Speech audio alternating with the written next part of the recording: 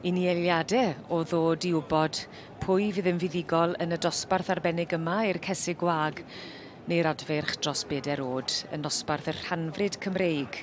5 yn y dosbarth ac Eirian Williams o Sir Fôn, dyna hi, yn beirniadu y dosbarth yma drwy'r dydd.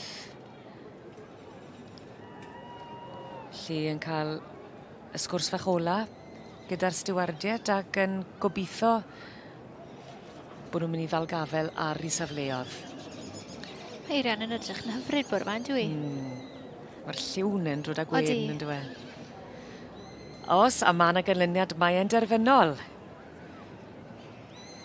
Ac Eirian Williams wedi penderfynu mae Little Miss Mischief sydd yn llawn heiddi'r wobr gynta.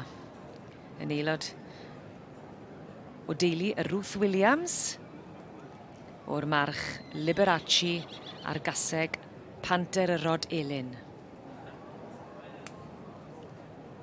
A difyr yw dyfalu gyda'r adran yma a Rhanfrid Cymreig. Dy beth yw'r gwad arall? Odi, mae fe. Lle mae'r Cymraeg wedi dod o fyna? Ie. Achos allai fe fod yn A, B, C neu D. Ie, neu'r Rhanfrid arall. Ond dyna'r un sy'n ar y brig ar hyn o bryd. Beth bydde ti'n tybio sy'n rhan o'r... Bach o gob fydden ni'n gweud. Ie. Adran dy. A wedyn, sa'n siŵr am ti'r gweddill, felly rhywbeth... falle ceffyl chwaraeon, falle? Byd mewn fyna rhywle? Fi'n mynd siŵr. Wyt ti'n gallu cymysgu i wneud a'i deilwra i dy anghenion yn gallu di? Odych, na'r peth. Mes meddwl am beth chi moyn a wedyn wneud yn ofynol ar gyfer hwnna.